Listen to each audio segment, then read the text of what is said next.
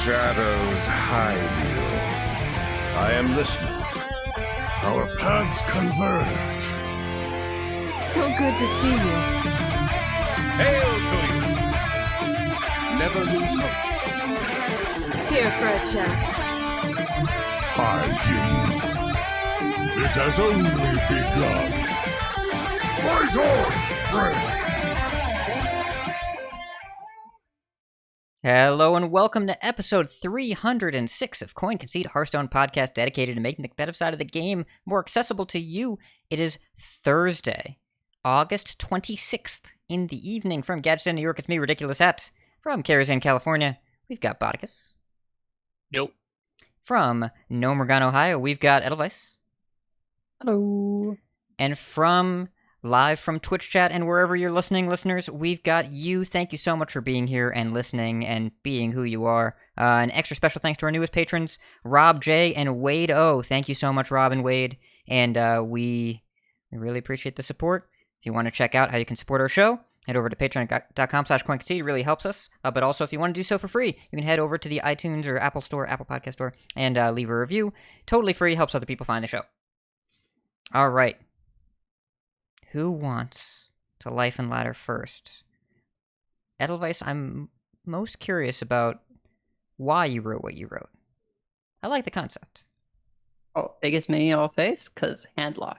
I got my achievement, the honor roll achievement, finally. We maxed that one out. The 12 wins? Yeah. Woo! I went on a huge tear with handlock because that deck is ridiculous.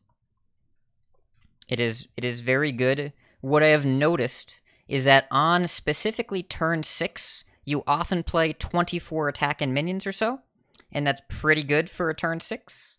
I had a coaching with was hanging out with Bruce Elbow the other day, and I think 3 games in a row were a Netheron Flesh Giant, or some combination of that, and Baron Scavengers on turn 6. It's very good.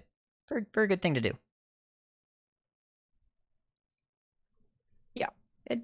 You tend to kill people because the first 2 ticks of the quest deal 6 damage, and at some point you hit them for 24 with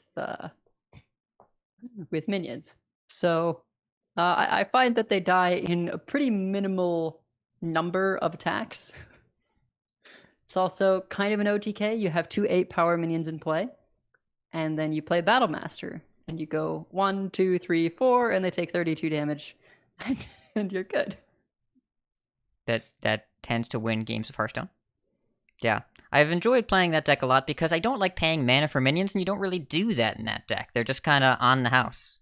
Sometimes you pay 1. You pay 1 for your Gnolls, 1 for your Netherons, 1 for your Scavengers. Your Giants are, variable, but by turn 6 or 7, they're usually pretty free. Yeah. And I love how it really feels like handlock. Like you still are walking that line of dealing yourself a bunch of damage, but being able to swing the board state really quickly. Like the feel and honestly play pattern of sometimes you lose because you missed a tap somewhere, and there's an extra element of importance with that now because you need to get down to 10 cards quickly so that you can activate your Bristlebacks and Baron Scavengers. So I really love the deck. It does need a touch somewhere. It is too powerful, I can admit that, but I'm enjoying it while I can. Yeah. In terms of life, I learned that THC is not the same as THC plus CBD, and it hits a lot harder when you don't have that CBD in there, and I might have thrown up. Okay, we're going to need some context here. What you said is factually relevant, but also when did this happen? So I was in the Berkshires area for a wedding previously. I think I mentioned last week that I was going to a wedding, and we purchased at a dispensary, a bunch of edibles and things because I have asthma, so I don't like to smoke. And I didn't realize the difference between two sets of gummies. That one was pure THC and one was THC with CBD. So when I was kind of testing amounts, I had used the kind that had CBD, and it was fine. Didn't hit me super hard. No big deal. That Just was chilling. Well, yeah, that was what I had at the wedding to get through being around 100 people. And then we had some just friends here, and I had the other kind, and I didn't check the label, and it was not okay, and I had too much. It is a different experience. Yes. It is a different experience, and it was nice until I was vomiting. Well, we're glad to see you on the other side. You got to experience some IRL life tapping in a way. Indeed. Yes. Well, welcome back. Glad to have you. And yes, I had a similar experience back in the day when CBD wasn't a thing, and Yes. all there was THC. And hopefully, if you are still planning on consuming THC, whether it be with CBD or not, it does not affect the experience, because it did for me. Yeah. Life lessons here in Concede. Yep. Yeah. And to circle back earlier, yes, I think that handlock will probably not stay the way that it is right now for long. It's not that the play pattern inherently is bad, but just that it's a little bit too efficient at doing a lot of things right now. And so they'll probably just tone that down again. Because Flush Giant to 9 was a good change. Because you no longer have to deal with Flush Giants on 4. But still dealing with 24 attack minions on 6 is a lot. It's a lot. So, there'll be more coming. Botticus, what about you? How's life in ladder?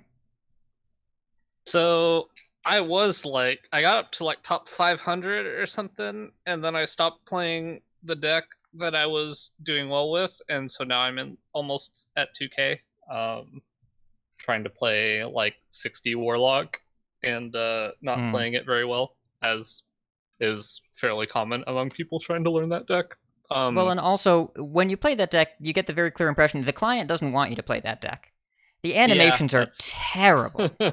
Yeah, it's not great. So I did remember, however, that Quest Warrior is supposedly good in duels. So I did exactly what I said I was going to do last week and queued up duels and promptly did not get Warrior and was upset. But there is this class in duels called Priest. And it's so busted right now. It's so gross right now. And our buddy Enthralamond over on the Squelch podcast, known duels enthusiast, for some tips, and he gave me some starter decks. And I think I didn't use it for like the first starter deck, so it wasn't. I had an okay run. It was like a 6-win run, but then I used one of those decks for the next one, and there is a hero power currently that whenever you play a spell, you deal 1 damage to your opponent. And I don't know if you all know this, but you know what's better than 1 damage to your opponent? 2 damage. 2 damage to your opponent. I figured it out. Let me tell you, Void Touched Attendant in that format is pretty busted. And yeah, so Void Touch Attendant, there's just like so much stuff. There's a bunch of like, you play your damage or your healing spells turn into damage spells, and then you just deal 15 damage to your opponent's face with almost no mana. It was really good. So I got 11 wins with that one, and then finally I eventually got Warrior, but I think I only got like 4 wins with that one because that deck is kind of slow to get going.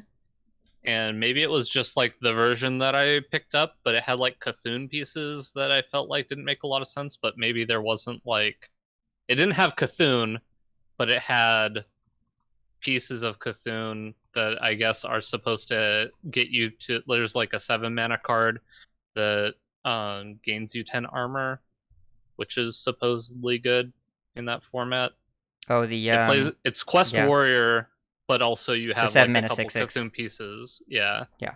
And I don't know, it was fun. It looked interesting, but I played against a real version of that deck, and apparently you need the one that doubles your battle cries, because then you get the double pirate battle cries, and you get 2 juggernauts, and 2 juggernauts is really good. Yeah, so I did that, but I faced a priest, not knowing this thing yet, and I was like, wow, they're really doing a whole lot of nothing. I mean, I guess they reduced their hand a bit in mana cost, and then suddenly, Void Touched Attendant, make a Divine Shield copy of it, Ugh. play like a Blech. bunch of spells, and I just died out of nowhere. Well, it also helps that their signature treasure is Shadow or Death, but also make a bunch of things that dome you. Like yeah, except it doesn't have to have 5 or more attack. It's just like you just kill a thing and then make a drain you pyroblast for 7. Yeah, it's pretty ridiculous. Yeah, yeah, Priest is good. Duels is fun, and Void Touch Attendant has sped up 3 formats. Because Wild Pirate Priest is also very good. Yes, Pirate Priest. Yeah, glad you're all having fun. I have also been having fun with Momentum Demon Hunter, which I manifested as a sheer expression of my will by talking about it over and over again. Also, Fino was testing it. He liked it. And then there was a list on the... one of the reasons I gained all those legend points, you scumbag hat. I'd apologize if I was sorry.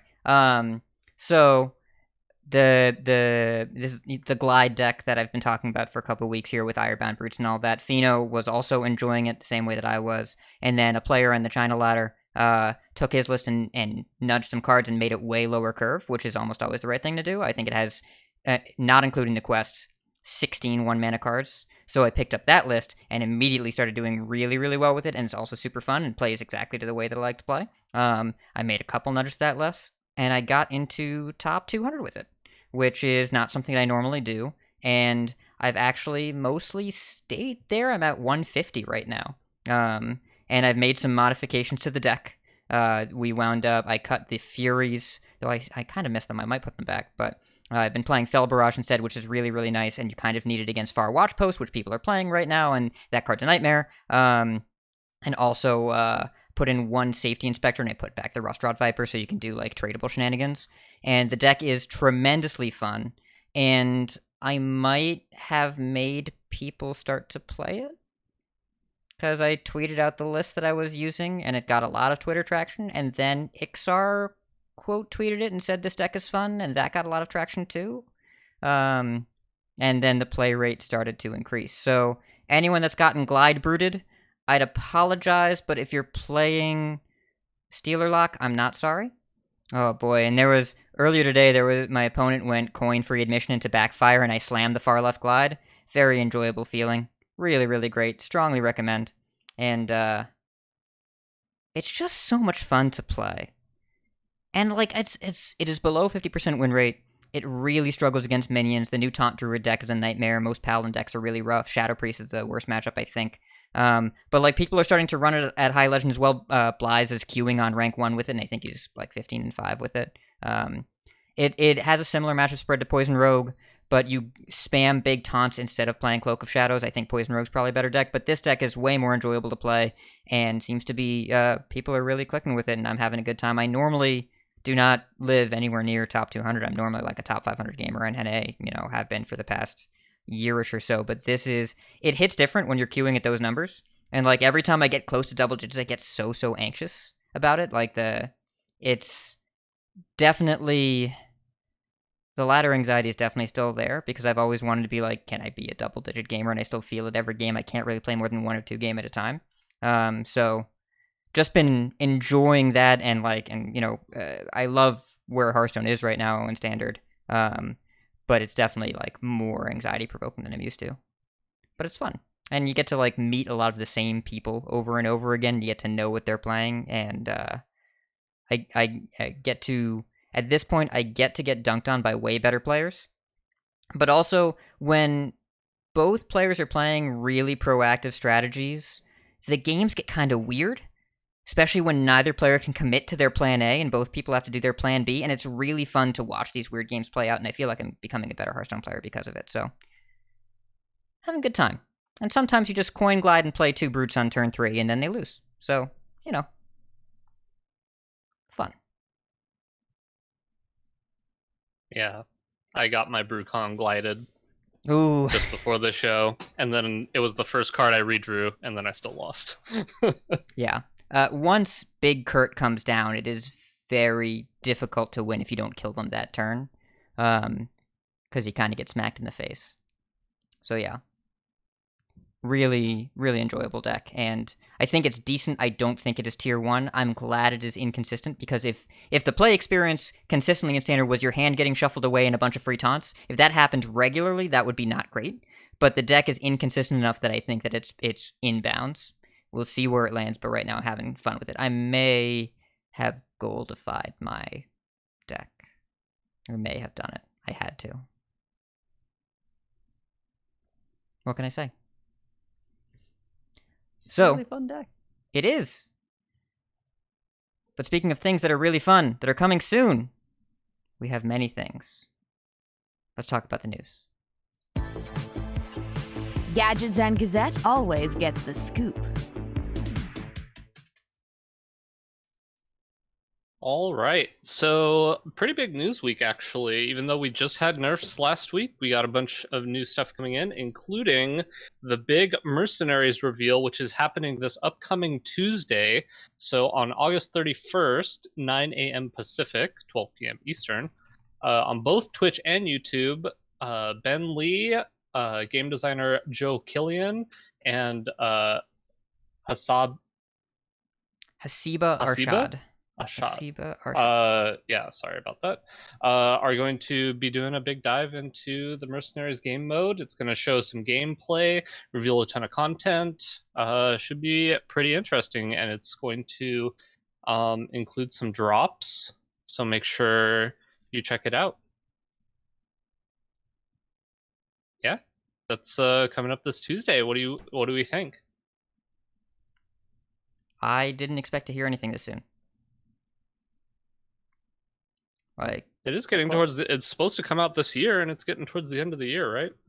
I guess so. Yeah, it's supposed to come out before the next expansion, which is November, and I guess it's going to be September in a week. So, I guess it makes sense. I don't know. I just want to know what the gameplay is going to look like.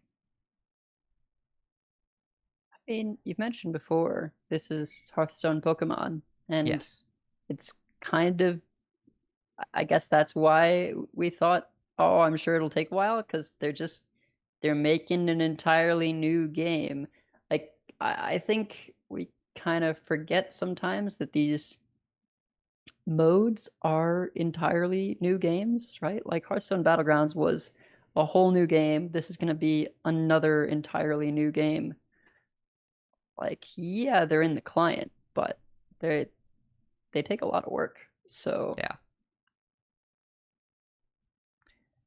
Yeah, I mean, that's why I'm surprised that we're seeing it this close to the expansion launch, because the expansion launched this month. I figured that we would get our first preview in October, and then we'd be able to gain early access in late October with the pre-order bundle, assuming that they're going for another November release for the next expansion, or they might push it back to first week of December again if they don't have the time.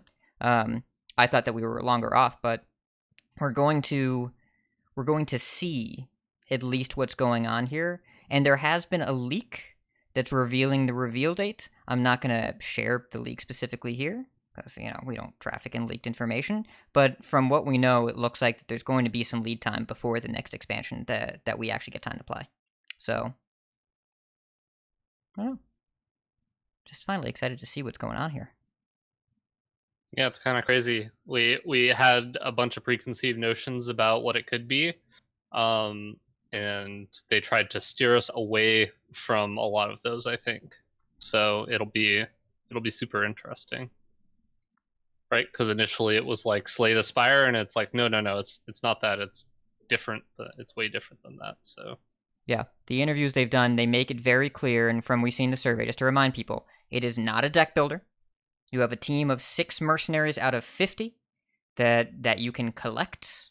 There are different hero types and different alignments of damage. I'm not going to say that some attacks may or may not be super effective, but it's possible they're super effective. It checks a lot of the Pokemon boxes from what we know. And Botticus, you took the survey about this game, and if I recall, they asked a question about do you think it'd be a good idea to describe this as a gacha game? I remember, so I quoted that correctly? Yeah, there were multiple questions about gacha involved in this, and that's a kind of a very feels like a very hot button word. It's for emotionally a lot of loaded. people. Yeah. Yeah, and like for me, I mean, I've played quite a few gacha games, and I don't really mind it as much, but I understand a lot of the what's the word? Trepidation? Attachments? No, Yeah. like the the emotional response. yeah, I guess a bit of just like it has a lot of emotional baggage along with that word from companies that abuse that system. Yeah, and for those unaware, Which I gacha don't basically believe- means gacha's like loot Yeah. boxes, right? Like you just constantly have to you open pack equivalents, loot boxes, to get items that are functionally relevant in the game, which is not super different from Hearthstone as it is now, but there are some games that can be quite predatory, like Raid Shadow Legends, for example. I think a core element of gacha is that the thing that you want can be obtained through no other method than some kind of loot box equivalent. So if Hearthstone basically said you cannot craft legendaries, they have to be opened through packs, it would be full gacha, right? Yeah. Yeah, But- I think the most common thing that I dislike about a lot of the gacha games, which I don't know is necessarily a core gacha element, is the inability to play after a certain amount of resources have been used, which a lot of gacha games have that, where you have energy or whatever, and when you run out of energy, you either don't get to play anymore, or you have to spend money to play more, or that kind of thing. But I don't know if that's necessarily specifically a gacha element as much of just that genre generally uses that. So I mean, there's kind of a blurred line between gacha and like mobile games as a genre. I would say I associate a stamina system in terms of like how much you can play a day with mobile games, and gacha tends to exist in mobile games as well. Like usually there's kind of both things going on. So it's like you can pay for trying to open up whatever it is you need for that game, and you can also pay for like more time.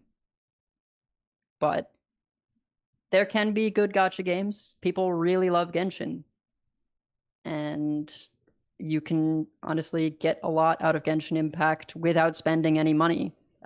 If you have the kind of restraint to say like, yeah, I may not be able to have the best characters, but I can get all my enjoyment out of this, Breath of the Wild like RPG.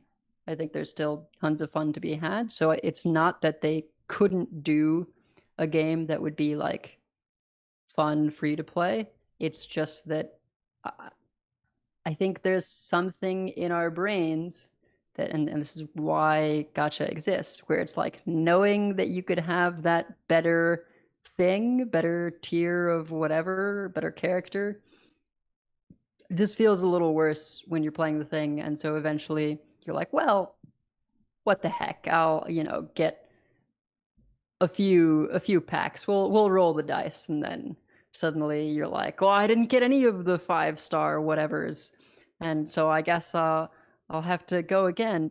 And it's it can be a vicious cycle that really probably should have the same kinds of warnings as are on any of the billboards for like casinos, where they're like, hey, if you struggle with gambling, like here's a hotline. I think it probably deserves the same amount of attention in that sense. Yeah. And I imagine that a lot of the curiosity that players have and a lot of the potential pre-existing concern, like, of course, what is the game? I'm going to assume the game is fun. I'm also going to assume it is not specifically for current Hearthstone players, but I'm going to assume the game is fun. Well, I'll just start there. And it's probably going to be way out of left field and something that we're not used to in the client. But the concern that a lot of folks have, and one that I think is a reasonable one, is how will this be monetized? And it would be very easy to make it something that you could invest in but isn't predatory. It would also be extremely easy to make it quite predatory. And there's not a lot of goodwill left to go around right now, both within Hearthstone economics specifically, or with Activision Blizzard King in general right now, and if it is too predatory, they will get torn to shreds. So, I would hope that it is easy to understand and not obviously a cash grab. I think they probably have similar hopes, so I would bet that they find a way to make it not that, but I've been wrong before. And I want to assume good faith, but it's entirely possible to either make a mistake or make a bad decision that is intentional. And so I'm hopeful that it is not too predatory and it is financially accessible. So we'll see. But speaking of other things, coming next Tuesday. Yeah, so in addition, on Tuesday, we're going to be getting some more balance changes. Mainly of which are targeted at Warlock. So Warlock changes, in parentheses, Alex said they're going to be upping mana and it's feels focused. So by that, I assume it's more targeted, not necessarily to the cards that are winning the Warlock the games, and more the cards that feel bad when your opponent plays them. That would be my guess. So I think that if you enjoy playing with Stealer of Secrets, you should probably play it as much as you can. Stealer of Souls. Yeah. Stealer of Souls. You probably want to play it as much as you can until next Tuesday, because it's very likely that that card is getting changed. And then we're going to have about a little less than a 2-week period where they're going to evaluate the meta more and decide if any more changes are still needed. And then in later September, if there are any changes, the changes will go live, including some Battlegrounds changes. So this is more transparent than we're even used to by now, and we're used to a lot more transparency lately. We don't usually get timelines. To clarify, I think this is rad. I like this a lot. But okay. So we know, like, Stealer is happening, right? There's 1000% Stealer. What's the other card? I hope so. There's no way that they talk about nerfing something that is focused on the feel of the player experience that does not involve Stealer of Souls. Even with the play rate and the win rate dropping like a rock lately, it's still like losing to it is not great, and we've heard that from the player base in a large way. But the other card, I am very curious what we think the other card is. Edelweiss, you've been playing a ton of Handlock. Do you think that they're coming to get you? I do, and I'll be sad if it's our card, Touch of the Nephrazim, but I could see that going to maybe 3 healing or something. Although if they're going to hit mana cost specifically, it would not be that one, because that would kill the card to go to 2 mana. So I would think something like maybe Backfire, maybe just... I mean, you mentioned Flesh Giant again when we were talking between us, so maybe that goes to 10, although I feel like Flesh Giant comes down on 5 at this point, and that seems okay to me. It's tough to say. Like, well, keep in mind as the well, quests have a lot of knobs, so they do. Maybe something there. This is also going to be for Wild, right? If they're talking about feels focused, they have the opportunity to hit something that is in both Standard Handlock and in Wild. So the cards in Wild that are also in Standard Handlock, Touch of the Nephrazim is one of them, though I agree with you that I think moving that card to 2 mana would be a mistake if I were nerfing that and move it to 3 healing or 2 healing. It would be Backfire, Raise Dead, Flesh Giant, or Big Tammy to 7. Could move Big Tammy to 7. Now, I think that is a very, very light touch to Handlock, but a significant change for Wild. Because a lot of the time in Wild, that deck uses Dark Glare to get and play Big Tammy on 5. So I could see that. But Backfire to 4 is the first card you mentioned. That makes the most sense to me, because 3 mana 3 cards is already an exceptional deal, and the damage is not a drawback. It is actually a benefit. And that is also basically a nerf to Flesh Giant and a Netheron and Goldshire Knoll, like all the Handlock cards, and it hits every Warlock deck in Wild. It hits every Warlock deck in both formats. And so if you're looking to bring Warlock down, and I don't think they're looking to make Warlock unplayable, just slow it down a hair in both Standard and Wild, Backfire makes sense to me. Moving touch to 2 just means Warlock doesn't slow down, it either hits the nuts or it dies. And that's a little bit too polarized in a meta that's already quite polarized. Well, when I think about Go ahead. the way that the handlock plays out, you oftentimes are going Backfire on 3 to build up your hand for the big play on 4. So now you don't get to do that.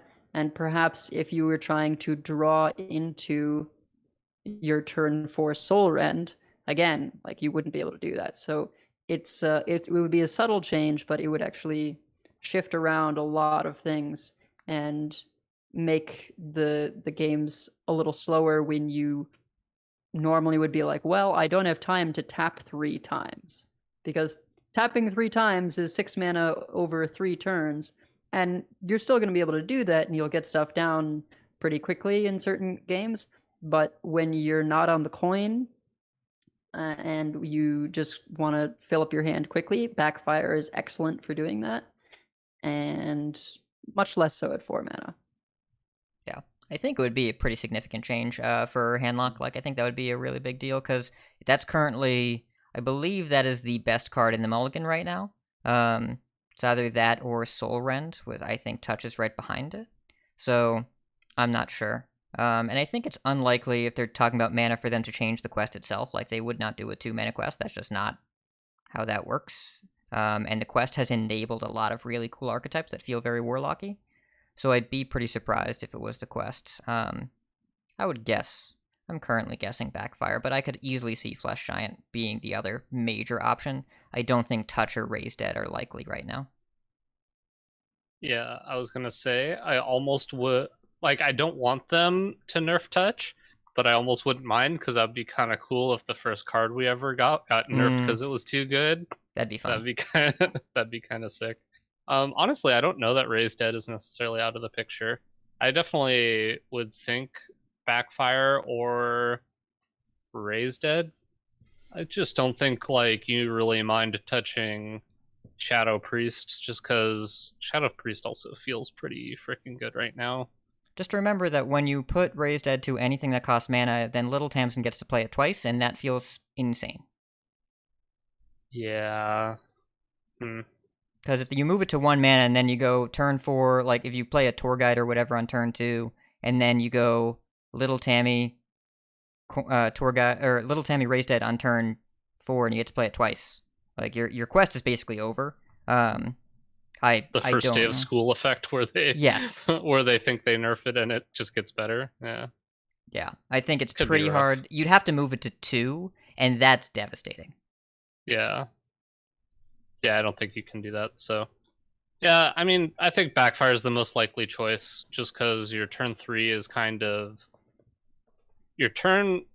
generally pretty free with Warlock. There's not a whole lot going on, I think, in a lot of decks on turn 3, and then you have your catch up on turn 4. So making it where your turn 3 is no longer loaded with, just a bunch of draw could be, unless you have coin. And then even if you have coin, a lot of the times you make really good use out of having the coin and being able to Backfire to fill up your hand on turn 4. So, like, the fact that you would have to spend the coin would, I think, also affect the deck. I think the Backfire makes a lot of sense. Yeah, in terms of Wild, I almost think you need a rules change, which is that hits to armor wouldn't count towards the quest. And I think that would have a pretty huge impact. Dean actually talked about that with when someone talked about changing the pay life mechanic as well. And Dean basically said, if we are worried about that, we would just nerf cards that are doing it. Like, they would just balance the card instead of making fundamental rules changes. It's because if you want a card to be worse, you can make a card worse. And if you want a set of cards to be worse, you can do it. It makes a lot more sense than fundamentally changing rules. Like, in Wild, Crystallizer is ridiculous. It is absurd and insane and whatever. And so if they want that to be worse, they nerf Crystallizer. And that's something they could do, but I don't think they would or need to. It's, gosh, now that we're talking about it, feelings focused, I bet it's Flesh Giant. I bet it's Flesh Giant again. Just because, like, the thing that feels crazy is the fast Flesh Giants. I bet it's Flesh Giant again, because Backfire is powerful, and I think would be a substantial nerf to the support structure of the deck, but the thing that people are upset about is losing to Fast Giants, and that's happening in both formats. It's probably Flesh Giant, huh? I'm okay with either, honestly. Yeah. I don't know. I don't know what mana cost you have to put Flesh Giant at where it actually feels reasonable to make it cost 0, because even if you put it to 10, it just feels like it gets to 0 pretty easily. Bump it up Like, by not 1 mana every easily, 2 weeks until it's fixed. Just every 2 weeks, 1 mana more, and keep going until it's fixed. Just make it a Mountain Giant, make it cost 12. Just right away, 9 to 12. Here's the real question, though. Is it better at 9 or 10 mana for Charged Call? Or does that not work that way? Is Charged Call not all? Charge Call is because Discover. Charge Call is a Discover, and when you Discover, it can only be neutrals and Shaman specific, which is why you can get Alakir so easily. Yeah. Oh, okay. And I'd still rather have Bunny or Colossus anyways. But Flesh Giant restores power to Even Warlock as nature intended. Because they got nerfed when they lost Flesh Giant. Even Warlock did nothing wrong. They can't even play the quests! Let him have this! Let Even Warlock have this back. Yeah, okay. I think so, in addition to standard changes, Battlegrounds changes are also coming soon, but not until after the big update. So we'll get the big update. I think they'll probably let it sit for a week or two, and then we'll get some balance updates based on everything, because the balance update is going to be so many cards. I don't know that people realize how big of a shakeup this is going to be, because I don't think that they're adding a new tribe. It's 35 new minions. They're replacing... This is basically the standard rotation equivalent for Hearthstone, and we don't know the date exactly, but Alec tweeted and said, the balance is after the big update. More info in that update quite soon. That means that the update, the large update to BGs, has to be no later than early September, but if they're saying BGs included, and we're getting a patch on the 31st, next Tuesday, that's the go live date, right? That's what that is? I'm assuming that the BGs update is next week. The BG update is next week? You think so? I do. Why wouldn't they just announce it with the Mercenaries reveal too? I think they don't want it to be... I would assume they don't want it to be on the same day as the Mercenaries reveal. I would say it's the week after, personally. Maybe. Just because, I think you want the day everybody to be talking about the Mercenaries reveal instead of...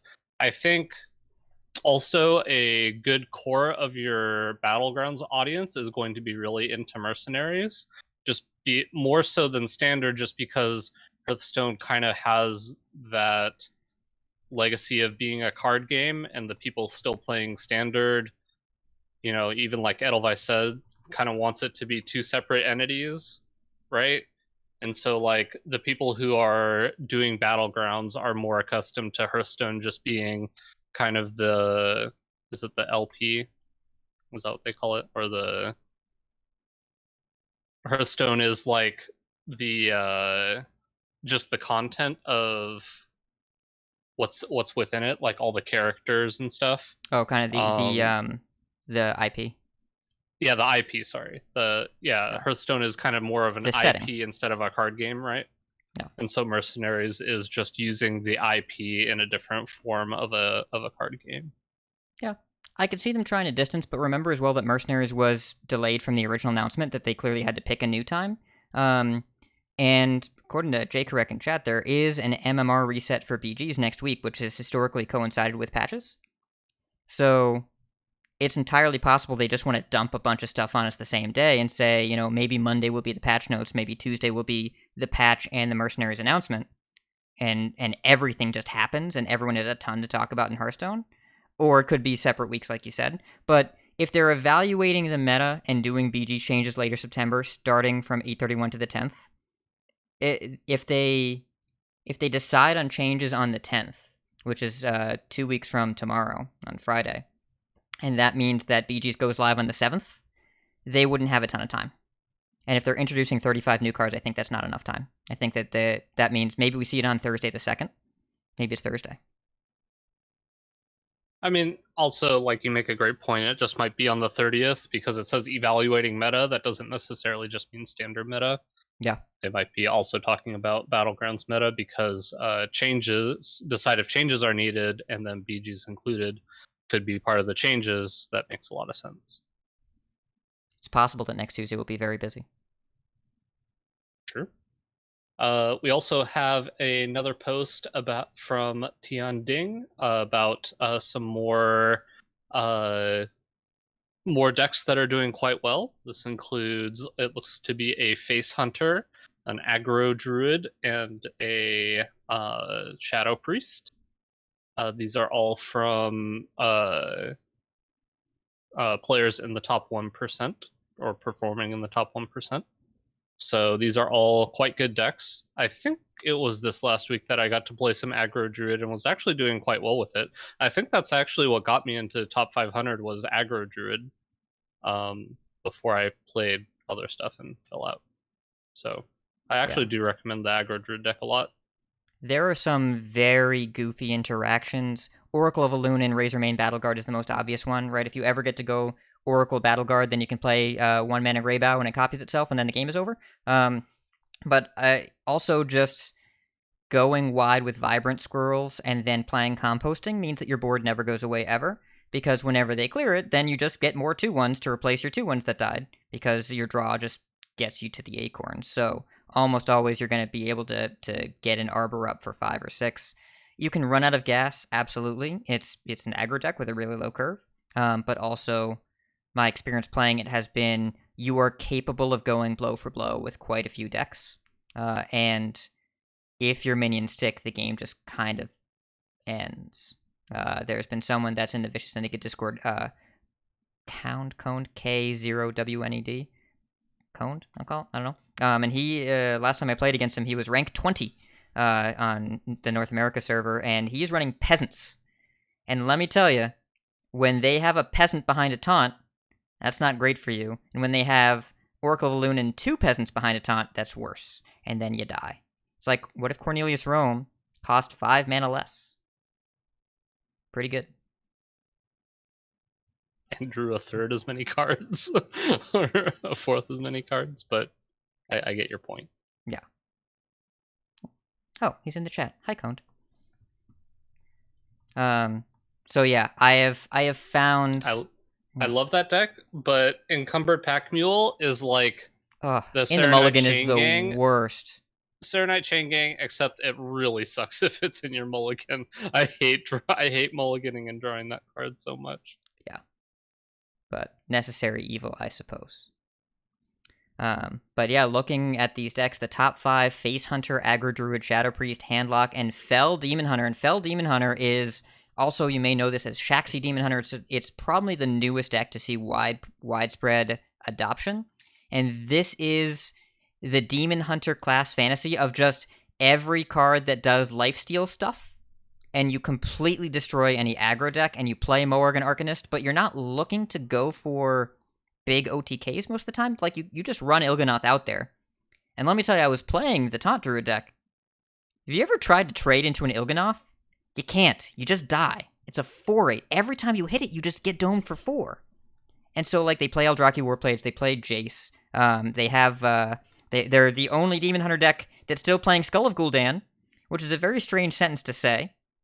And yeah, it's just straight up the Fell deck with a lot of lifesteal. And it is very good. It's a very good deck, and it's capable of putting out big damage from hand. By the way, though, in case you want to beat it, they do lose to Glide. I'm just throwing it out there. They don't like getting glided. Man, Ilganoth is so tilting now. It's so He's big. Huge! He's It's so enormous. big. Yeah. Oh man, ever trying to kill that stuff with like spells is just well, I guess I'm spending 3 cards on this one thing just so I don't take 1 billion damage. And it probably doesn't matter anyway, because I just spent 3 spells to kill 1 card, and they just played a Skull of Gul'dan afterwards, so now I'm dead. Yep. Yeah, Il'gynoth now is what I always hoped for the card. Yeah, you just play it as a minion, and then you hit your opponent because they can't trade into it. Yeah, it being big makes a lot more sense in terms of the idea of playing it as a minion that you want to have in play for multiple turns. And it reminds me of like when your opponent had an Apotheosis minion, you felt a need to trade with it. It sucked because they would heal back up to full. Now it feels bad, but like you can't really do anything about it because if you trade, they don't go to full, you go to empty, and that's worse because you're dead. But yeah, it is a fun card in good deck right now and very good against minions. And sometimes also you get to play Jace, who is Zul'jin that's going through a phase, and it is just a lot of healing and damage. I will clarify. This Il'gynoth is so much better than the last Il'gynoth. Yes. Because you never saw the other Il'gynoth the Il'gynoth was never on their board during your turn. That was never an occurrence. Yep. And the OTKs with this deck are a lot less. Like, you still absolutely can have Il'gynoth and Eldrazi Warblades and play 2 Furies and then the game ends, but that implies that you're reaching turn 10, which is alright. I'm glad that that's happening in this meta. How did Il'gynoth become the good guy? You either die a villain or live long enough to see yourself become the hero? That's not how the line goes. Okay. Yeah, fair enough. Well, right. So, as with every week, we also have the Iksar AMA with a bunch of cool topics that were brought up this week. The first topic is they have been talking about the idea for titles and avatars, which is kind of interesting. Kind of like they have in WoW, I assume.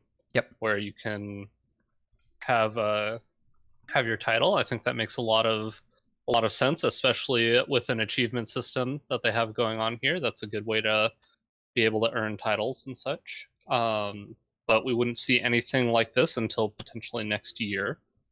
There are some plans for out-of-game systems for Battlegrounds. Unfortunately, Edelweiss, I don't think this is exactly what you're talking about, because the example would be an out-of-system would be like a rewards track. It would still be in the client, just not seen in the game mode. Not exactly what you had in mind, but interesting nonetheless. Also, wouldn't see them until next year at all, unless, and maybe not even then. I think it's still in discussion, it seems to be. I've accepted that my preferences are not the direction they're going to take things. Yeah, I think it's fair. Hopefully it doesn't ruin your play experience too much having no. it in there. So Not at all. And then the last thing I'll talk about is that their goal for a metagame is not necessarily to have 50% win rate among all the classes. That's not the goal of a meta. Actually, why don't I'm going to have you kind of go over kind of their reasoning behind this, because this is something I expected. yes. This is I don't ever expect a meta to be their goal to be everybody is on completely even playing field. Yeah, I think that honestly makes for worse metas, because if you don't know what to play because nothing is better than anything else, then you just feel at the whim of matchups, which is not where you want to be. And right now the meta is pretty polarized, but there's at least some decks that are a little better and some decks that are a little worse, and you can make decisions based on that. And if there was no guiding factor to go by, that'd be tough. So I'm going to read Iksar's quote here directly. The meta is still changing. Our goal isn't to have 50% win rates across the board. It's okay if power and population fluctuates over time. We step in to change outliers or in situations where we think the meta is about to take a negative turn or never change. So it's, again, variety, play experience, and, of course, if there are major performance outliers, that's pretty important to address. And he talked about balance in a couple other ways, that addressing some of the power creep while making expansions that players want to play is hard to solve. They've talked, we linked the article here that gives the summary. You know, he talked about how in a perfect world every year they'd rotate everything, but that's really undue pressure on the players economically. Like, you can't really do that, and it means the third set of the year would be so low value to purchase, because you would only have it for a few months, so they can't really do that, and they don't really want to do that, and it's difficult to solve. And another big issue for the team, one of the bigger ones, is how far behind players get when they come back to the game, even during a set rotation, just because if you take some time off, it feels like you have to buy everything. So Totally understand that. These are not easy answers to come by. In addition, there was a whole lot of conversation about Wild because I asked the question. So let me find exactly what I said. What I said is, historically Wild has been left to more organic balancing, but in Standard you curate based on ladder performance, and in Wild you haven't. Current Wild kind of feels beyond the tipping point of this approach. Do you agree, and do you anticipate a change in how the format is approached? And his response: we don't intend for Wild to be Standard 2.0. I don't expect the philosophy around Wild balance to change in any drastic way going forward. We'll make light changes to major power outliers. We'll make major changes to extreme negative feeling gameplay archetypes. Both of those things are just very subjective. To us, Warlock currently is on the edge of being a power outlier, and we'll probably see some further minor adjustment. And this was before Alex tweet about it, so it's clear that at least one of the changes there is going to hit Wild. He clarified a bit. Usually extreme negative means your opponent is doing something you have no opportunity to build or play around. That thing is consistent enough to happen often, and it is high population enough that you see it regularly. For this reason, things that happen on turn 10 plus rarely fall into this bucket, because there is enough aggression for aggro decks and disruption for slower decks to build around an interaction. I think if OTK Mage was 40% of the population, we'd be having a conversation about that deck instead of Warlock, but simply because a combo exists doesn't mean it warrants changing. If OTK Mage had a great plan versus aggro and control, it would probably be winning more games. So, Wild is Wild. And the goal of Wild is not to have a format that's like Standard that is constantly curated based on win rate. It is so that you can play your cards, and not so that you can win with your older cards, but so that they are legally playable, and that is the choice that you can make. But also that they're not planning on majorly changing how they approach Wild.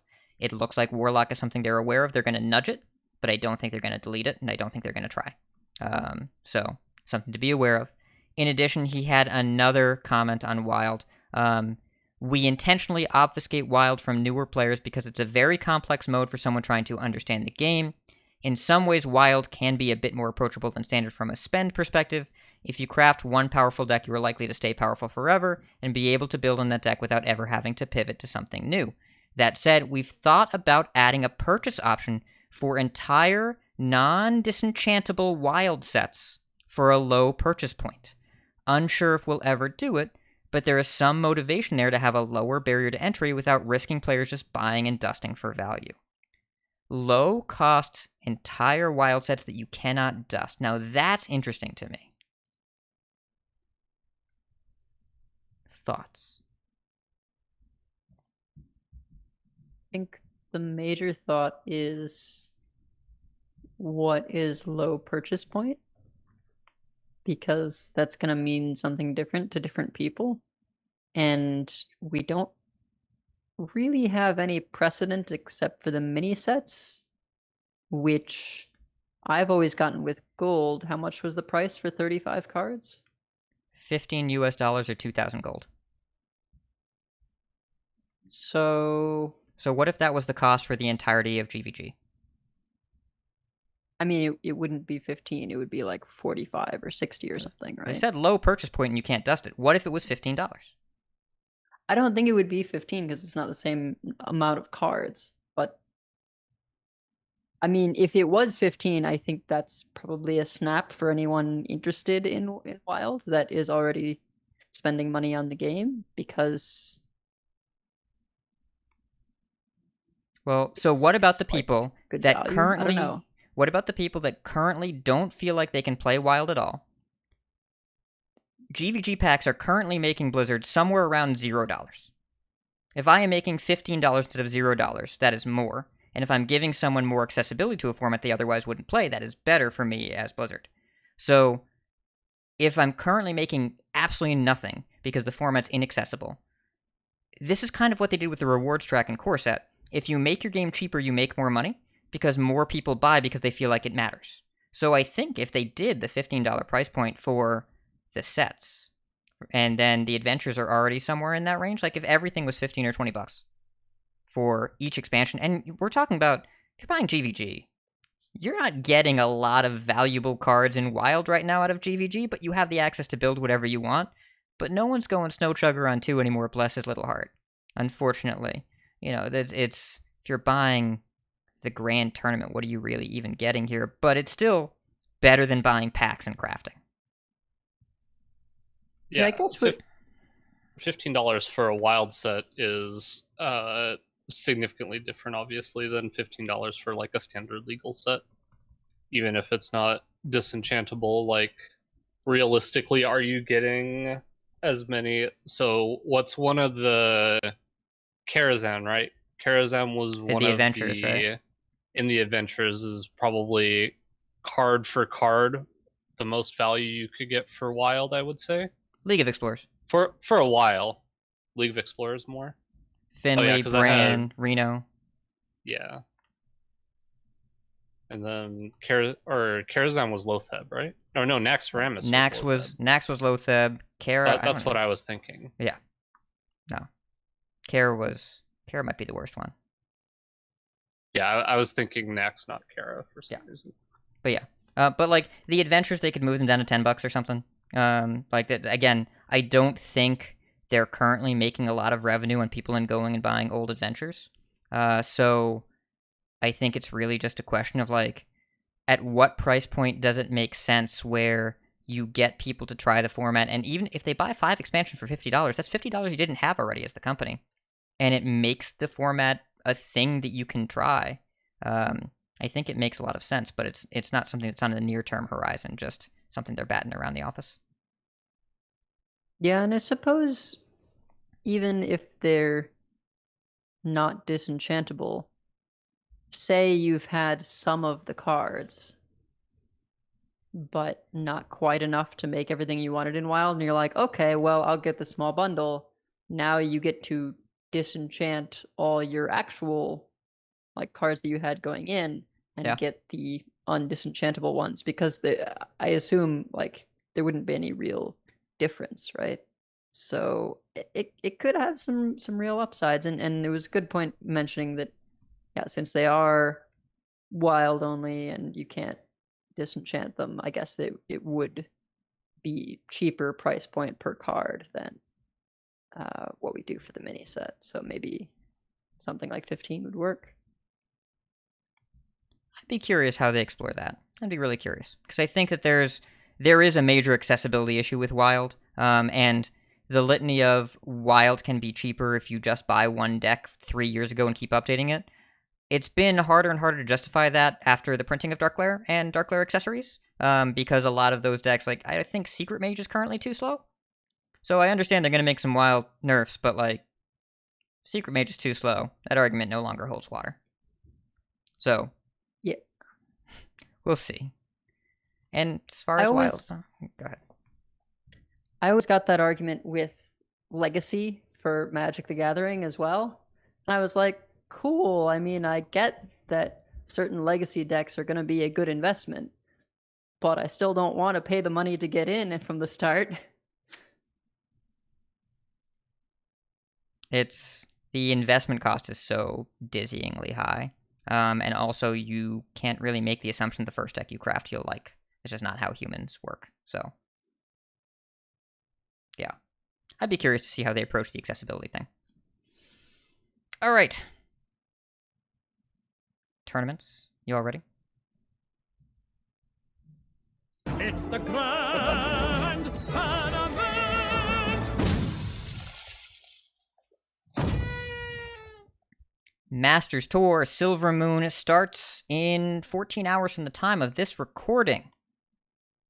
Noon Eastern on Friday, 9 a.m. Pacific, 6 p.m. Central European Time. There will be YouTube drops. You can get up to 2 Year of the Phoenix packs, so just open up YouTube and get your drops. And it's gonna be a good time. I am really curious to see what the meta looks like, because I have no idea, and most of the players that I've spoken to about it also kind of have no idea.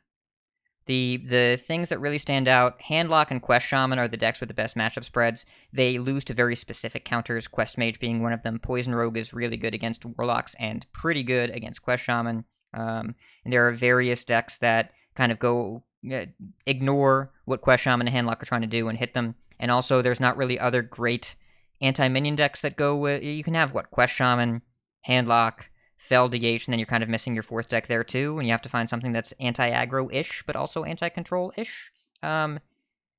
It's very difficult to build for this environment, and I'm really curious to see what the lineups look like. So that'll be all weekend long. We'll be reporting on matches to watch and games and all that next week, for sure. If we have time in the show after all the Mercenary stuff and maybe even the BG stuff, it's going to be a packed week next week.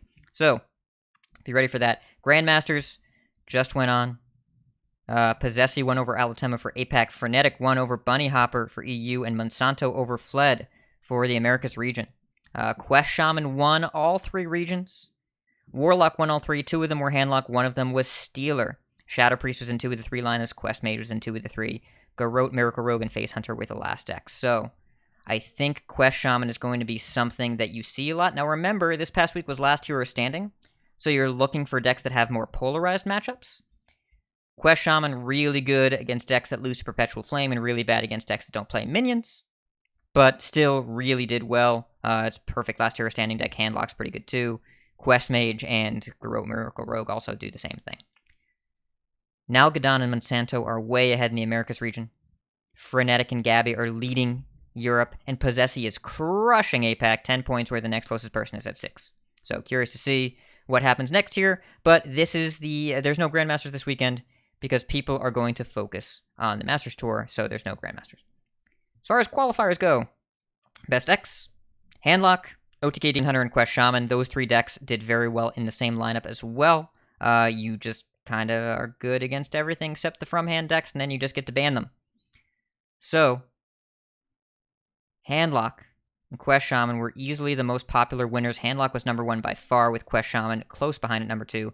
Shadow Priest and Anaconda Druid also quite popular. There were some Face Hunters, some Elemental Shamans, variety of rogues, and there were all kinds of rogues. There were some aggressive rogues, there were some poison rogues, there were some quest rogues, there were some OTK Demon Hunter as well. Don't play Quest Druid. Don't play any warrior. If you think you should play a warrior, you shouldn't. Don't do it. Don't play Quest Zulok. And Quest Demon Hunter, Momentum DH, I love it. Don't play it. Not a good idea, at least not yet, unless the lists get more refined and the meta gets more favorable to it. Alright, and on ladder, the Vicious Syndicate report came out today. Now, of course, there will be nerfs on Tuesday. That will absolutely change what happens, but as of right now, if you filter by legend rank, there are 8 Tier 1 decks in Standard. Tier 1 means above a 52% win rate. Secret Paladin is actually by far number 1, with Hand Warlock right behind it. Yes, Secret Paladin. I said it. Face Hunter still number 3. Deck is still good. Quest Shaman number 4. Elemental Shaman number 5. Hand Buff Paladin number 6. Taunt Druid number 7. Shadow Priest number 8. If you filter instead by top 1k legend, you shrink to Hand Warlock, the best deck, Shadow Priest, then Face Hunter, then Taunt Druid, Secret Paladin number 5. And if you look in top 1k legend, you start to see a peak. Fell Demon Hunter starting to pop up a little bit. Anaconda Druid gets a little better. Note that at every ranked floor, Stealer Warlock is between Tier 3 and Tier 4. It is high Tier 3 in top 1k, low Tier 3 in Legend, and Tier 4 everywhere else on the ladder. It's just not really an impressive thing. And if you look at the play rate over the past week of Stealer Warlock, last week everyone said this deck is OP, and then they tried to play it and realized this experience is bad for me as the player, and it's also bad for my opponent, and also I don't win very much, so the play rate dropped like a rock. Since last week, it absolutely has its spots. It is a good counter deck to things like Quest Shaman and Handlock. Oppressive, it is not. Difficult to play, it sure is. Enjoyable to play, that's going to depend on the person. But it seems so far that it has not been as popular as people expect it to be because trying to fight the client is not really all that fun. And it is very hard to do. And also, by the way, they don't like getting glided, even though I like gliding them. So I hope people continue playing it for the rest of the weekend. Quest Shaman, if they nerf 2 Warlock cards, and both Warlock decks gets worse, or if they delete Stealer and make Handlock worse, Quest Shaman is likely going to be, if not oppressive, then at least the best deck, because it is extremely difficult to beat that deck with minions. Very, very, very hard to do, and as of right now, Quest Shaman, well, they lose to Quest Mage, and they lose to the Warlock decks, and otherwise, there are not really a lot of matchups in the red right now. The other one is Quest Hunter is slightly unfavored for Quest Shaman. And otherwise, everything is favorable or even, judging by the stats that we have so far. So, that's what we're going to talk about in Decksplanations. which we're going to do now. Let's go.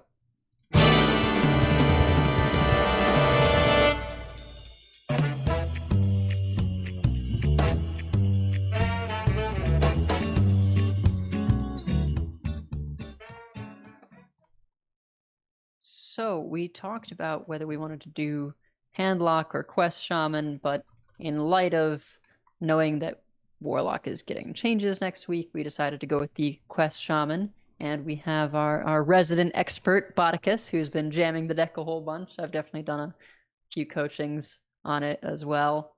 But Bot, what would you say is like the main thing this deck is trying to do apart from, the obvious quest line play overload cards thing?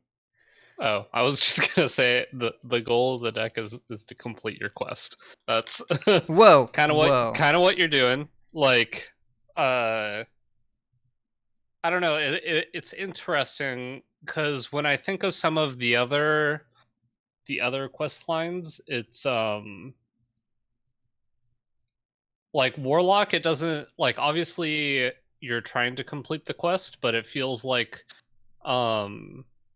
for example, Handlock, you don't really need to complete the quest to win the game in a lot of matchups. You just kind of play big minions, and the quest can help facilitate that.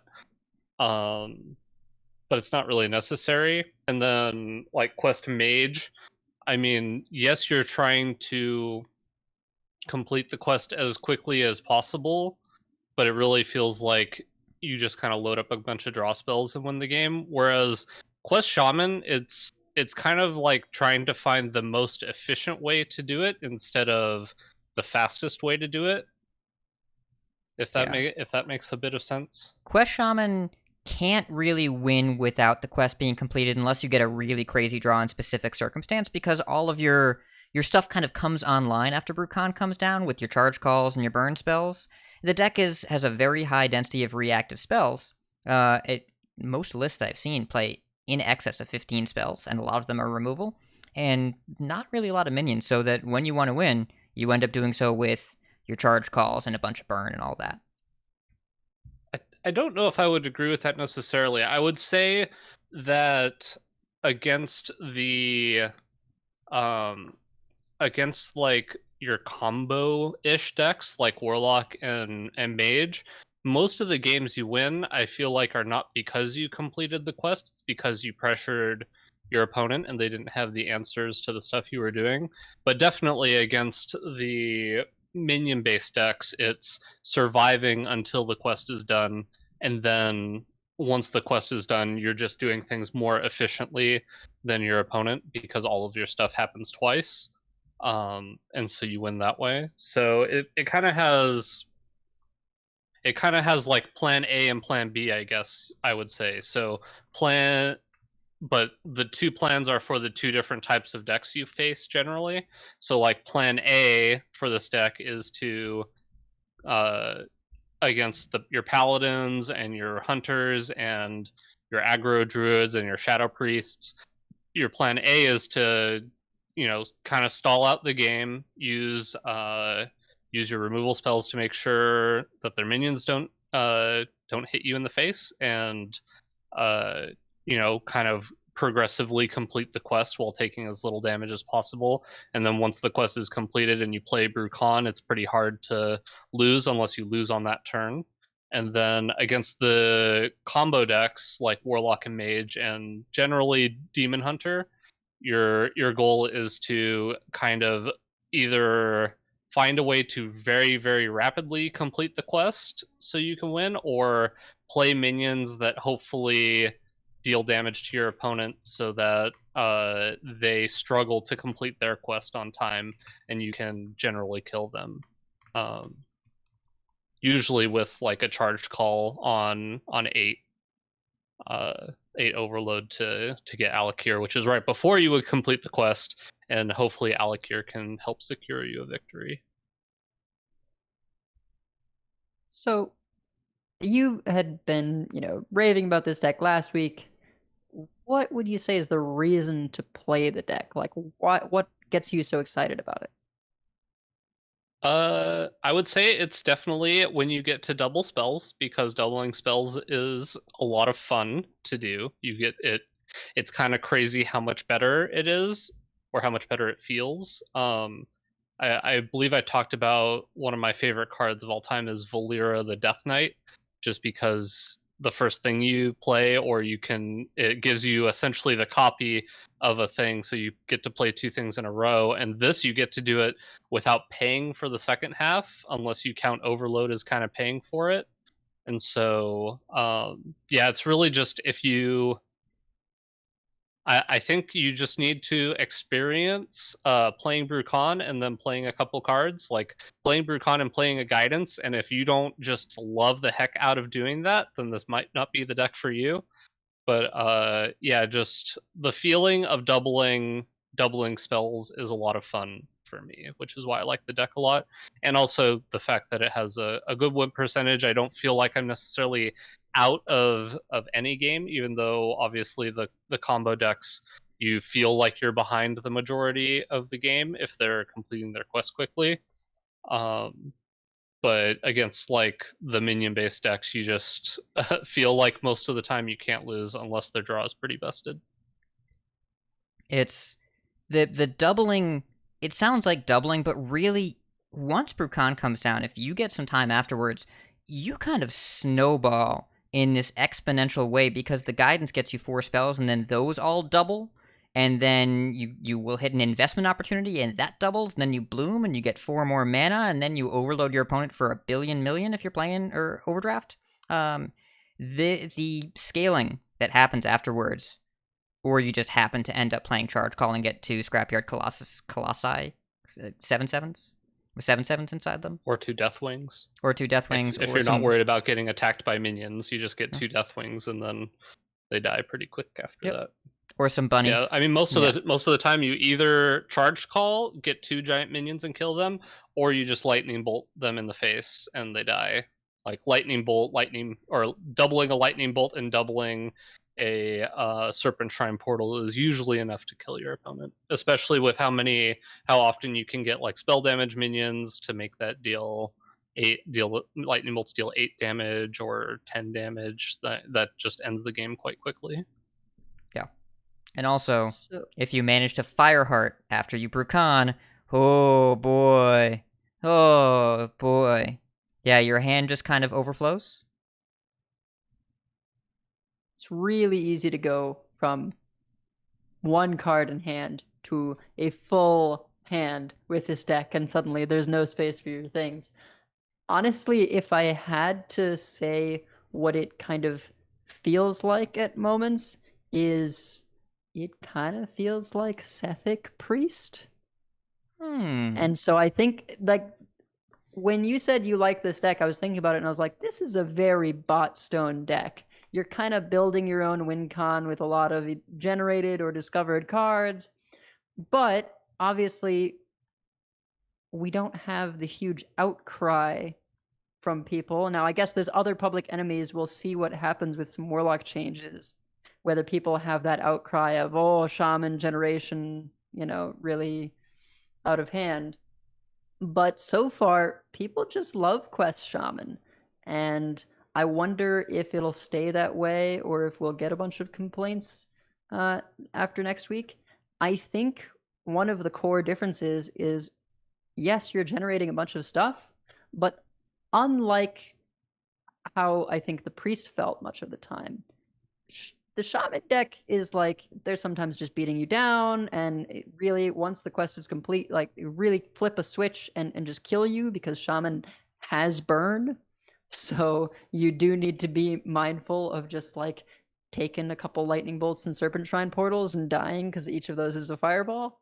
So it's interesting though how it manages to walk that line of, yes, you're generating a bunch, but it feels like it's always doing stuff and not just stalling constantly the way that the Priest could feel at times. Yeah. Well, for now. After some Warlock nerfs, I don't think that public sentiment will remain quite as positive. And also, I will say, for any of you minion deck fans out there, that card Perpetual Flame, that card feels like it does more than it should for 1 mana. Because it's kind of a board clear. And board clears usually should cost more than 1 mana. It's like Plague of Flames, except all of your minions live.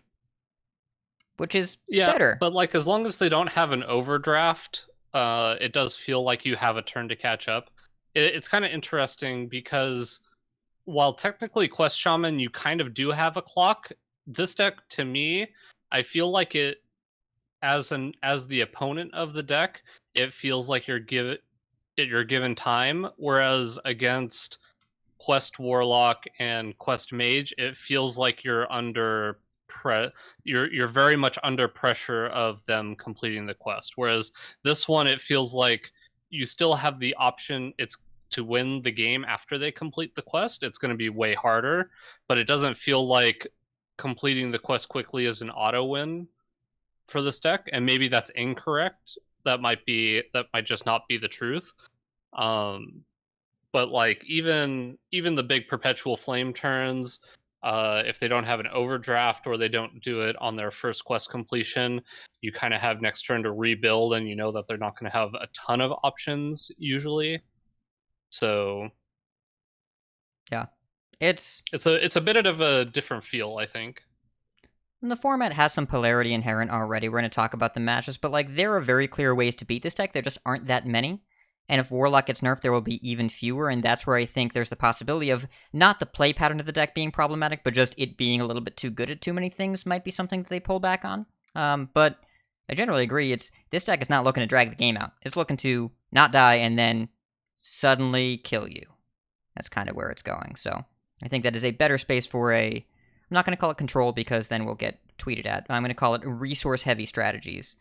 Generally, it's nice when those resources are put into killing you, and there are absolutely times where the Shaman will turbo out the quest and then not have any cards in hand for a couple turns, or be overloaded for a couple turns, and, the shields feel like they really come down, at least for a little bit. It also doesn't have the baggage of Incanter's Flow. No. I think Incanter's Flow leaves a bad taste in a lot of people's mouth, so when the mage completes their quest and then they already have played a flow, and then they draw 4 cards with whatever that spell is. Cram. With Cram Session. It feels a lot worse instead of like getting guidanced and you just know that they're going to get enough stuff to kill you, and then I don't know, it just ends faster. The game just feels like it ends faster with less animations to have to sit through of your opponent drawing combustions to kill you. Well, the Shaman's about the board the entire game. It's very different because it's a board-based deck as opposed to Mage, which would rather not have the board exist at all except for a target for frost spells. I think that that Shaman feels like it's trying to do relatively fair Hearthstone by an unfair mechanism. The tide of player sentiment is not yet turned against it, and we'll see. If there are 2 Warlock changes and then this deck is dominant, then maybe that doesn't last, but it's still really fun to pilot. So we've had this list up here on the screen. It's kind of just the main list from HS Replay, I think. Correct. Is this basically what you've been running, Bod, or some changes? I know some lists have overdraft, some have, more or fewer discover cards or generation cards like Wand Maker, Sorceress, Pandaren Importer. What's sort of your thoughts on this? And then there's a big thing in terms of Doomhammer versus Earth Elemental for big overload things. So I started with this list that we have on the screen. I think I like that list the most. I love the way you've listed out these next cards because I have opinions on all of them. I just recently took out 1 landslide, which I don't like taking out, but I think it is the most likely one to take out, to replace it with 1 overdraft. And I have been loving the overdraft. The overdraft feels very good, even though landslide also feels quite good. I think it's very it can be somewhat situational, so I like having 1 and 1 right now. I think that's where I'm going to leave it. I played a version that had Wand Makers, Sorceress Importers, and Marsh Spawns, and absolutely hated it. I do not want to pay 3 mana for a 3/4 to discover my Overload card. I do not want to do that. I just want to play my Overload card. I'm not trying to take an extra turn to get to get the overload card that has the chance to miss, and just to have a 3/4 on the board. I don't think the 3/4 does enough in the meta, because I don't know what a 3/4 is necessarily good against. 3/3s. It's not good. It's not good against. I mean, it's just not good against other minion decks. It's not, and it's not good against combo decks. It's not enough pressure, and it's not enough board presence for me to want to spend 3 mana on it. So 3/4s are great against things that die to Perpetual Flame, and you play Perpetual Flame, so why would you need a 3/4? I mean, yeah. Also, you just, most of the time, whenever you come across a 4 toughness minion, you generally have a novice sapper. So, like, the 4 toughness is very rarely relevant. So, not a fan of those cards. The only one I would consider, I think, is probably like Wand Maker, just because there's so many good ones, but there's just enough misses that I think I'm okay not including it. And like I said, I just don't want to pay mana for something that's not helping me 100% progress my game plan, which is to complete the quest. Yeah. Wand Maker stands out to me as 2 mana. Turn 2 is the only real time you want to play something like this to fill turn 2, because you don't have a lot going on 2. And Wand Maker fits in there. There are only 5 1-mana spells. Investment Opportunity, Primordial Studies, Overdraft, Perpetual Flame, and Revolve. Revolve sucks. It's terrible. It's awful. But the other ones are fine. Like, Primordial Studies is fine, and the other 3 are actively good. And just to fill turn 2, I can see running it. The Vicious Syndicate list runs it. But also I can see the argument for not including it, and the rest of them have been underwhelming, I agree. Yeah, most of the time on turn 2, I want to be trying to... I generally am either hero powering, which is not great, but playing 2/1... I'd rather just play 2 1-mana spells, even if one of them overloads me, and then I find a way to complete part 1 of the quest the next turn, ideally. As far as Earth Elemental goes, I saw potential in Earth Elemental. I played it. I do not see any potential in Earth Elemental. I think this card sucks. I don't... the problem with... Okay, so the biggest problem with Earth Elemental is that it overloads for 2, which is a lot less than it used to overload for. And trying to line up a first part of the quest progression with an Earth Elemental, which is ideally what you'd like to do, is a nightmare. And if you ever have to overload for 2 on any turn outside of completing the first portion of the quest, you're pretty miserable. So, yeah, I just don't see this card being super relevant in a lot of lists, just because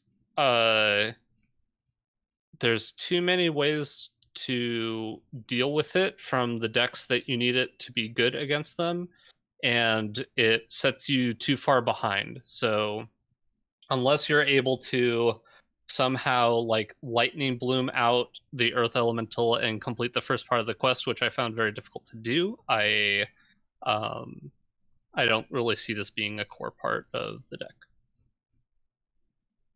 I will say though, Doomhammer, while I do not have any experience with this being in the deck, this is the one card I could definitely see being an inclusion, just because I think that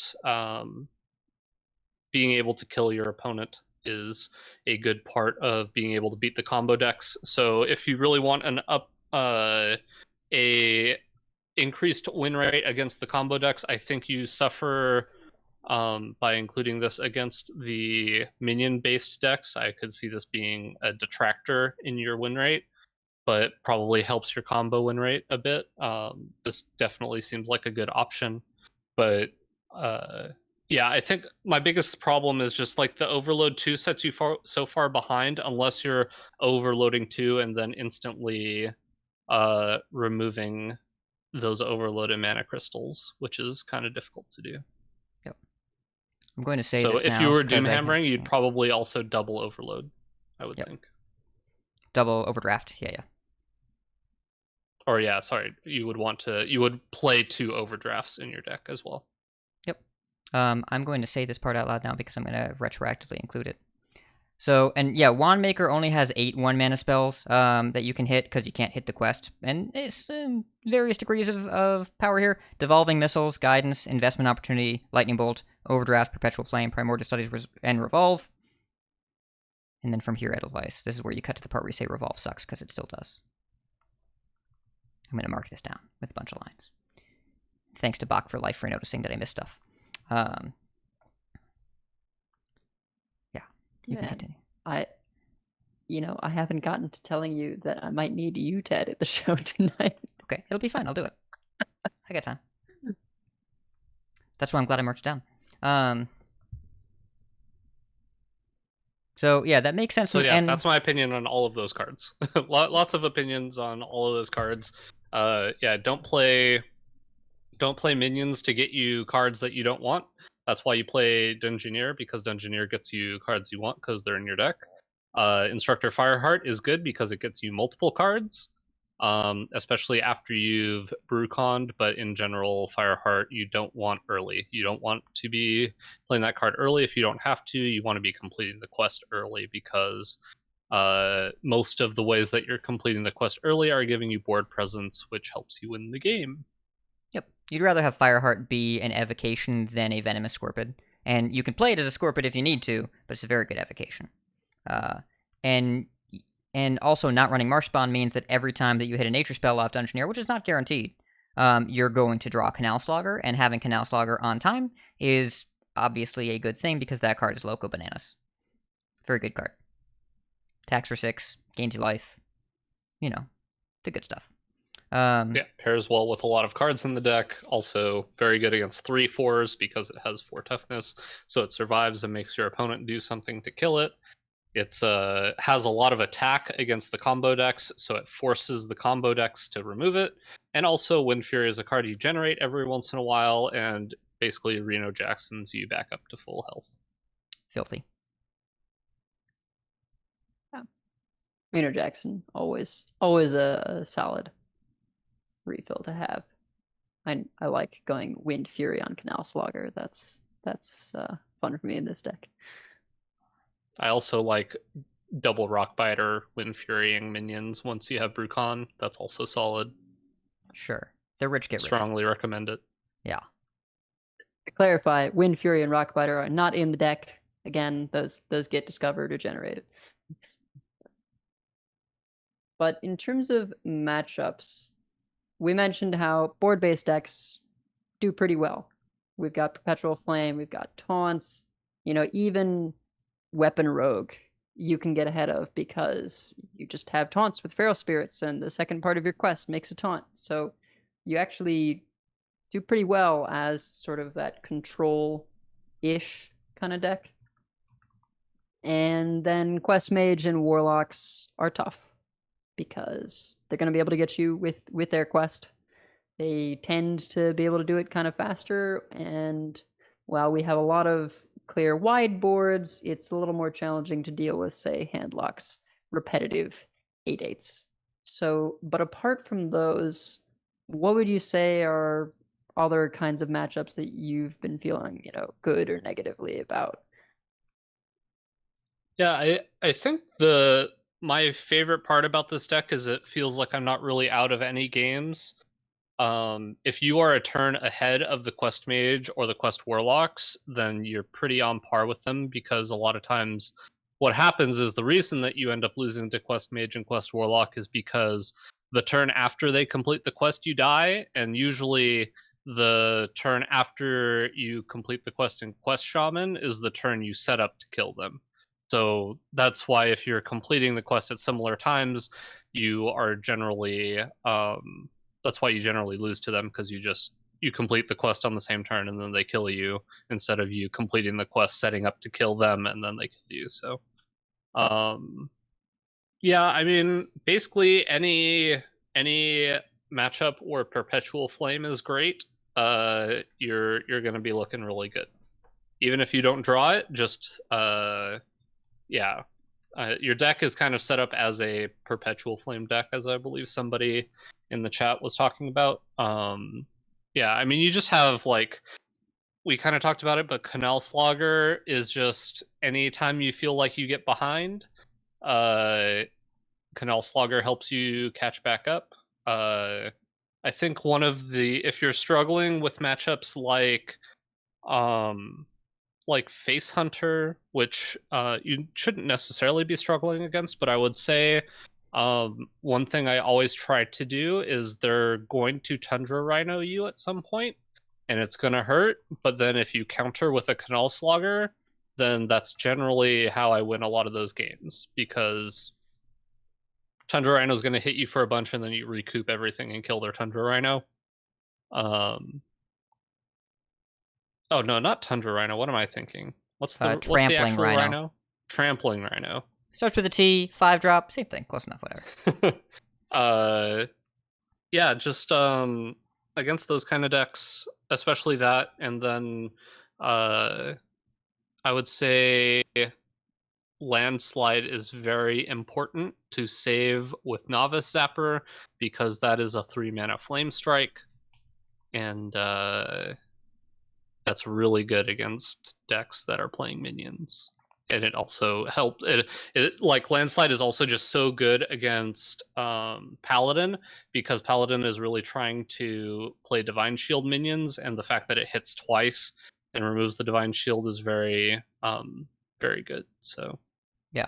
And be aware, if you're looking at high legend lists, you are not going to see landslides because people aren't playing Paladin at high legend. But it's going to depend entirely on where in the ladder you are and what you're facing. Paladin's a very, very strong deck that rarely gets respect at high legend and isn't being played a lot right now. Even though Secret Paladin is perfectly reasonable, the secrets aren't as good against players that are better at playing around them, and so it tends to fall off a bit at very high ranks. But at most of the ladder, I feel like Landslide is almost certainly the right call, because you need to be able to deal with Divine Shields in a major way. And it's also Divine Shield and Stealth minions too, by Yeah. the way. Stealth minions are huge with this against like rogues and stuff. Yeah. Which you'll find every once in a while. And you also need a backup plan against Shadow Priest, because if Void Touch Attendant comes down and you don't have Perp Flame and you don't play Landslide, then you might just die. They do not give you a lot of time, and having the backup plan is nice. Also, like, Perpetual Flame can be kind of rough against Shadow Priest if you don't have a Novice Zapper, just because they have Homunculus, Merchant, Frazzled Freshman. They have some big butts. They have a lot of ways to brick your flame, which sometimes you just have to use the flame and hope that it kills kills the right minion first. But trying to set up where your Perpetual Flame is killing stuff is quite important. Do you have a plan against Quest Mage? Play Feral Spirits and hope that they don't kill them right away. That matchup feels horrible for the Shaman. It's not great. My game plan against Quest Mage is generally like play Feral Spirits, hope they kill them, and then play Canal Slogger and they don't kill it, and then play a Wind Fury on my Canal Slogger, get them low, and then kill them with a Charge Call for 8 Overload, and kill them with Alakir. That's generally how a lot of my wins have gone against Quest Mage. You need ways to burst them down because you're just, like I said, even if you complete the quest at the same time as them, they're just going to kill you the turn after they complete the quest, and you're going to need a turn to set up to kill them afterwards. So just almost always you want to charge call for 8 against Mage, even if it means that you don't get to double it, just because Alakir is so much more pressure, and there's also the 4/8 that grows with each with each spell you play, which is super threatening. Arcane Devour, yeah. There's just a lot of threatening minions on 8 against Mage, and Alakir is only good because they will freeze your minions or kill them right away most of the time, so you need charge damage, and that's your best access to it. Charge damage and direct damage to face is how you're going to beat most mages, because they're not going to let any of your minions attack them for the most part, unless it's like an early Canal Slogger sometimes, which is pretty rare. Yeah, that's one where Doomhammer is definitely nice to have access to. And Lightning Bloom is kind of my favorite card to keep in the mulligan with this deck. just because taking advantage of it with that first tick of the quest line is really, really solid. You can get some pretty crazy swings that way, usually involving making a Feral Spirit board or getting a Canal Slugger in play, something like that. Yeah, I mean, if you want to talk about mulligans, I have a very specific mulligan strategy that I kind of verified how good it was based on HS replay data. I keep, well, obviously you keep Quest 100% of the time, but there's only 2 cards I ever look for in my mulligan, and that is Guidance and Lightning Bloom. Those 2 cards I keep almost 100% of the time in every matchup, just because Guidance is incredibly good at getting early first tick quest completion, as well as getting more overload cards, which you almost usually, if you want a fast quest completion, you're going to need to generate 1 overload card that you don't draw, usually. And then Lightning Bloom is extremely good in the opener because you can almost always use it to get that first quest completion, which gets you both of those mana crystals back right away and turns it into Old Innervate, which is really, really good. And then in general, I almost don't keep anything else. I will keep a Perpetual Flame against Paladin and Shadow Priest and Hunter, but pretty much not against anything else. If you know that it's aggro druid, you obviously would keep it, but there I see so many. I see a range of druids, and if you go against a celestial alignment or any of the combo druids, and you're keeping and you keep Perpetual Flame, you probably lose just based on that. So It can be fine against Glowfly, but that's, yeah, obviously not what you want to do. yeah, I could see definitely keeping Feral Spirit against Mage, but I just want Guidance so badly that I just really mulligan pretty hard for it in most matchups. The only time I would keep a Note Taker is if I already had a Guidance. What if you had Because Bloom? Note Taker Guidance. What if you have Bloom? I don't like the problem with like Note Taker Bloom, Note Taker Bloom is just the I don't know, it just doesn't really get you anywhere, and I'd rather either I want to Note Taker for value, because this deck is fairly centered on value. So like Note Taker, I would rather like Note Taker a Charge Call for more pressure, or Note Taker a Lightning Bolt for an extra removal spell that progresses your quest line. And I feel like Note Takering for Bloom, just to have really fast quest completion, means you just end up running out of overload cards and you don't complete the quest, so you're kind of behind a lot of times on that. So I'd rather like Note Taker value cards, which is why I think like Note Takering a Guidance is your best option most of the time, just because it gets you so many spells, which are either going to be super useful after you complete the quest, or it's going to be useful in helping you complete the quest. So I buy that. If you had... my favorite play to do is to definitely turn to coin Note Taker Guidance. Like, I feel like I win a lot of games where I do that. If you were against Paladin or Shadow Priest and you had both Zap and Landslide in your hand, would you keep both, or would you mull both? Against Shadow Priest, I'm less likely to do that. I feel like you need more stuff going on against them. I could definitely see it against Paladin. Specifically Paladin, and I could even see it against Rogue. Just because Rogue has so many stealth things, but Rogue is also... has a potential to be stealth rogue, and then you're also pretty upset about that. So yeah. I don't know. I dig really hard for Guidance, and I was looking at data. I was a little worried at first because I was looking and it didn't have a very good win rate in the mulligan. But then I looked at Legend, and it's one of the higher cards that is both kept a lot of the time and is has a high win rate, so kind of verified that. Same with Lightning Bloom, and then the other high win rate cards are much lower keep rates, which usually means you're keeping it in a specific matchup in order to make that matchup better. I would say one thing to avoid, definitely, do not keep Investment Opportunity. Investment Opportunity is a card you want after the quest is completed. So holding that card as long as you possibly can. Definitely you want to fit it in when in the early parts of the game. If you have a mana open, I wouldn't hold it unless you're already know for a fact you're going to complete the quest and be able to play Brucon plus Investment Opportunity. But most likely you're just going to want to either weave it in when you have a spare mana or save it for after Brucon. Yeah.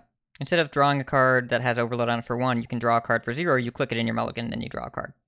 It's like keeping a tradable. You want to top deck the cycle card, you don't want to keep it in the mulligan because you get to draw a different card for free. Right. I like this deck. I'm glad it's good. It plays I like it a lot differently. too. It plays differently also, in other quests. always, or not always, but almost always take Novice Zapper over all other minions when you're talking about Primordial Studies. Minions that have Overload are really good because when you play the minions and then you play Brucon afterwards, it means you have more spells because you used minions instead of spells to complete the quest. I see that. There will be times where I'll take Steward if my hand is really dry, and I'm later in the game, but it seems to be like Novice Zapper is usually the way to go. Yeah, I would say my most common picks are Zapper would be number 1, Thalnos is probably number 2, and then actually I like Lady Vosh a lot in matchups where drawing 3 spells where you might have a bit of time and like it's fairly inexpensive the first time to play her, and you can kind of weave it in sometimes, and then matchups were in like the minion matchups where maybe they had a really good draw and their minions are super big, you might be able to get off like a Lady Vash after a Brucon and win the game from there a lot of times. And I want to address one last thing, which is, so I made a mistake on Charged Call that, since it's Discover, okay, I can't hit something like Flesh Giant because that's in a class besides Shaman. You mentioned you like 8. Any other like breakpoints with Charge Call in terms of before quest completion? Yeah, so if you're against a mage or a warlock and you're running light on pressure in your hand, you can definitely do a Charge Call for 5. Just for a pressure minion, because there's a decent amount of good 5s and it's Discover, so you're almost always going to get something that pressures pretty well. Like I think just before the show I was able to get a Battle Master, or I got there's like a 6/7 that makes your deck into Lady all Prestor. dragons. Yeah, I got Prestor into Battle Master on 6. Oh yeah, so actually never mind, it was 6. 6 can be pretty good because it has the dragon that can get you more spells. It has Mage Battle Scribe. Master. It has Gadgets and Auctioneer. Yeah, Auctioneer is not super great. You generally, if you're playing it for 6, it's because you need board presence against a combo deck. 7 is kind of mediocre. 7 has Kael'thas, which generally when you play a Charge Call, it's your last spell because you want to play your Overload cards first. So 7 is kind of iffy, but 8 is really good because of obviously Alakir and is it Arcane Anomaly? Is that what it is? Devourer. Whatever, Arcane Devourer. 9 is very common because that's when you finish your quest and you can get I think it's Blackwing that deals 9 damage to one of their minions, so it can help you catch up on board. It also has Sleepy Dragon, which is a big taunt minion in the way, which can be good. And then obviously the big ones on 10 are Scrapyard Colossus if you need defense, Rabbit if you need removal, and Deathwing if you need to kill your opponent and they don't have big removal tools. Oh yeah, Rome can be pretty good too on 6. I was just gonna say one of my highlight pulls was I was running a little dry and summoning Cornelius Rome filled me back up pretty quickly. That card is really good in some very specific circumstances, but it's rarely right to play him in your deck. That the token druid, the taunt druid that's going around is some lists are running it because you can get a lot of squirrels. But like having Rome in play is great. Paying 6 for him and saying go, less great. So no one's doing that, but it's a good card. So yeah, 6, 8, 9, and 10 are what I would say are the most common, and 6 is almost always just against the combo decks. It's very rare that you want to be playing a 6 against a minion-based deck if you have any other options. But sometimes you have no other options too. And like I wouldn't mind doing like a Diligent Note Taker charge call for 6 against those decks. Just because you can obviously get something bigger later. Wow, the 7s are awful. I'm looking at the list. Outside of the 4/10 taunt, you don't want any of these. Yeah, it's not great. Let's see. Yeah, there's Bone Chewer Vanguard's okay. I think that's the one you were just referring to. Kale Thoss, now that the cards don't cost 0, is less good. It probably would be quite good if it made the cards cost 0 again. And then yeah, Mutinous is not good. And Silas Dark Moon, Selfless Sidekick, Stormwind Champion. Yeah. Stormwind Champion could be okay. If you already have if you Feral Spirited that turn or something. Storm Watcher is a very scary minion, but it's pretty hard to get Rockbiter a lot of the time, so most of the time I would just try to skip 7 if you could. Yep. Also, 8, because 8, if you don't get Alakir, but you're under a lot of pressure, 8 has an 8/8 taunt that gains you 8 armor, and that'll stonewall some of the aggro decks if you don't have a very good draw against them. Makes sense. And we're seeing in chat that on 7, the hit for slower matchups in the mirror, I guess, would be Keymaster Alabaster, which sounds like fun, but also somewhat hard to get, and again, I think would be a desperation play if you were in a bad spot. Well, cool. I think that's going to do it for this week, but that's our exhaustive dive into Quest Shaman. Hopefully this inspires some of you to take it out on the ladder either this week or next week. Might be a better play next week, but it still seems like a good deck right now. And we're going to say thanks because we have many folks we'd like to thank. You can check out our thanks section on the website, Concede.com. You can find our contact info, our show notes, our Patreon information. You can support us at patreon.com/CoinConcede. Join us every week live by following us on Twitch at twitch.coinconcede.com. Join our community chats in our Discord at discord.coinconcede.com. Write into our email at coinconcede@gmail.com. Follow us on Twitter at CoinConcede. Like, share, and follow us on Facebook.com/CoinConcede. If you'd like some CC swag, head on over to our shop at shop.coinconcede.com. Big thanks to our producers, Number Theory, Tuesdcay, Proby1, Crash Cat, B-Squatch, David P, Snowpack, Lucky, Fade to Black, Walu, and Ponius. We'd like to shout out Tuesdcay, Mr. Bungalow, Gun Syndicate, and Proby1 for the gift subs that they did in chat during the show. Proby1 in particular, 5 gift subs. Thank you so much. And shout out from all of us to Stant0407 in the chat, who just hit first time legend during the show and shared it with us with Taunt Druid. Congratulations, Stant. Well done. Yeah, Taunt Druid, fun deck. Coin Concedes. Edelweiss. So my first coin concede is to Tuesdcay, who shared with me an excellent story that cheered me up after a long day of work. So that was very fun. And then second coin concede to all the people who I've done coachings for. Honestly, it was kind of one of the ways I fit in Hearthstone this week because I've been working in hours that, since I tend to sleep in, it means that I very much have to stay up late to play, and then I have to get up in the morning again. I'm still kind of adjusting to this whole painting all day thing.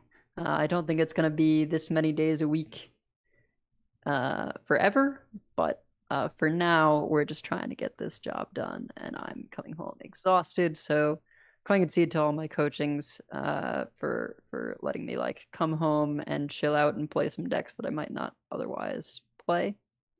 And last Concede to my wife, or the Edelwife, as people have referred to her.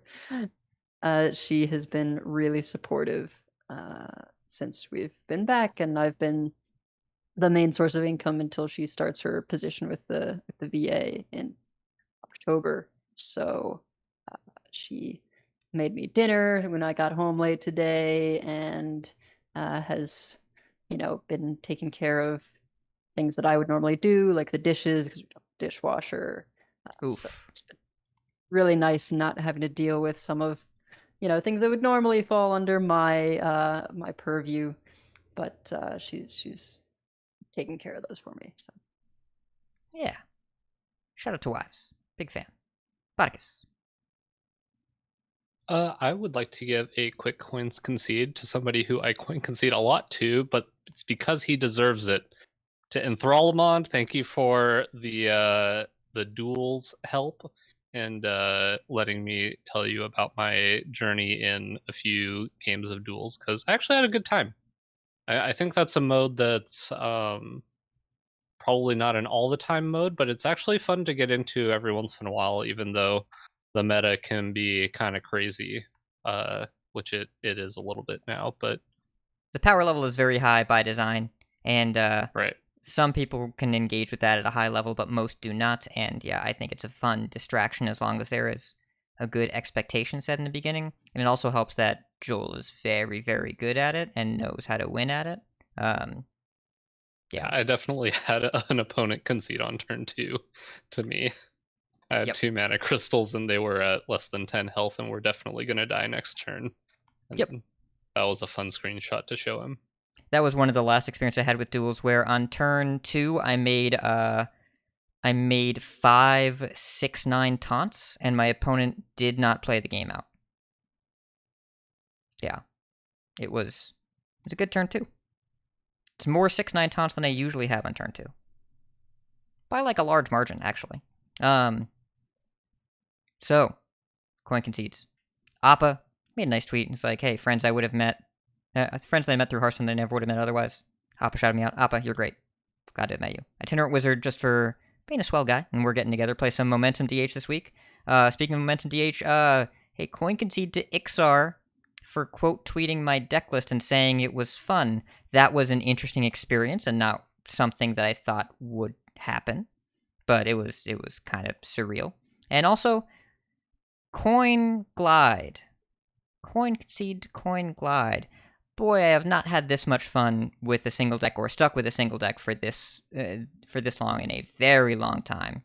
And it is a deck that I intend to continue playing, even though the win rate isn't quite there, and it's gotten me to a ranked height that I have held that I have not really done before. So just shout out to Glide for being there for me. And I'd apologize to my opponents for it, but again, if they were playing Stealer, I am not actually sorry. If they were playing Handlock, I'm a little sorry. Yeah.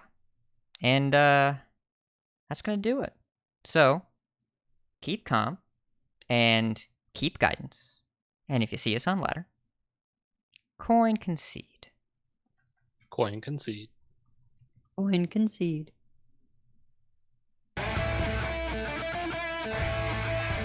right. And that's going to do it. Stopping recording. Nice.